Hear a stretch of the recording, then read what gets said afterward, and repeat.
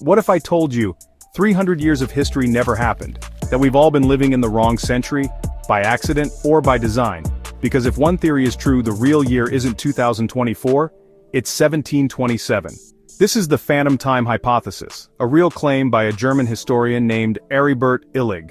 According to him, someone added 300 fake years to our timeline, on purpose, to make it feel like the year 1000 had arrived, and to rewrite history with themselves at the center. Crazy, right? But this isn't just some internet myth, it's an actual theory that's been debated, dissected, and even taken semi-seriously by some scholars. Let's rewind. In the 1990s, Heribert Illig released a theory that challenged everything we thought we knew about European history. He believed the years between 614 and 911 AD never actually happened.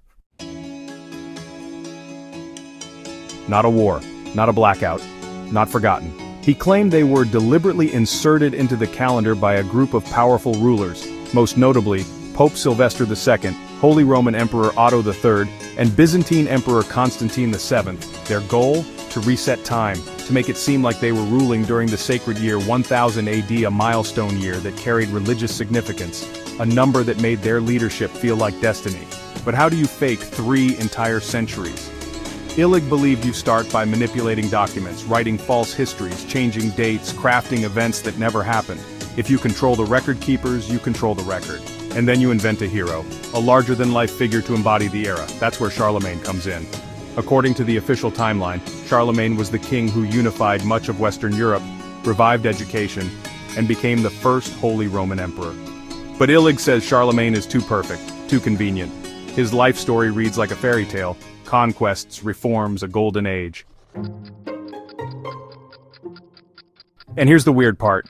There's very little physical evidence to back up most of his story, almost no contemporary writings, no buildings tied definitively to him, just legends.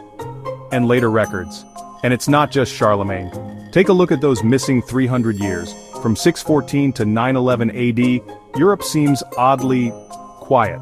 No major cities built, no lasting architecture, no groundbreaking scientific discoveries, and in places like Germany, there's almost no archaeological evidence of development during that time. It's like Europe pressed pause on civilization, then suddenly resumed in the High Middle Ages. Illig's question was simple. What if those years were never real? Now here's where things get even stranger.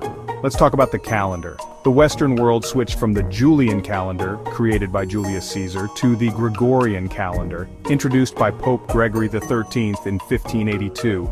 The reason?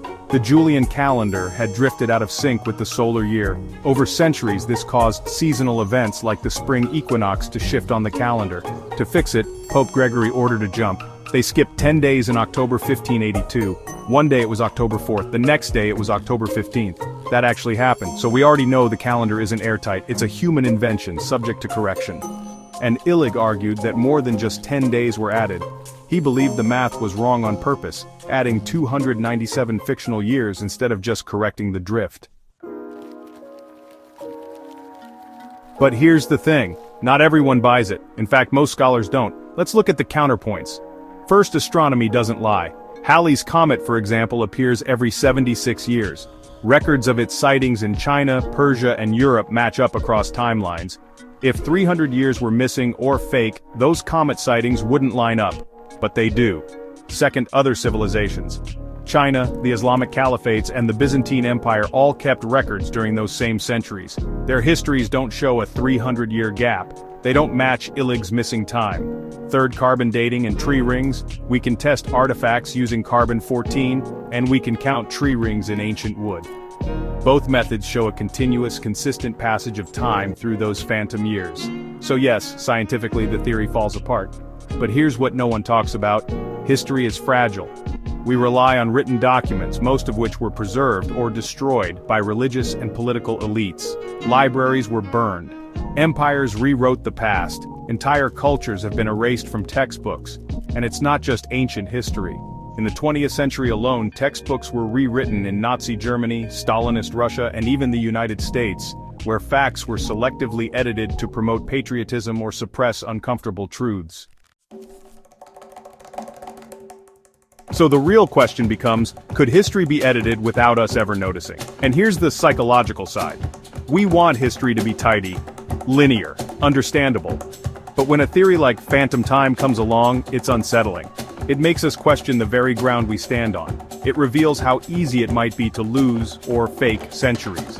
Even if Illig's exact claims are wrong, he hit a nerve. The early Middle Ages are strangely quiet, there are gaps in the record, and power does rewrite history. Maybe not 300 years worth, but maybe just enough to change everything. So did 300 years really disappear? Probably not. But could a few powerful people reshape time itself? Maybe. And if that's even possible once, what else don't we know?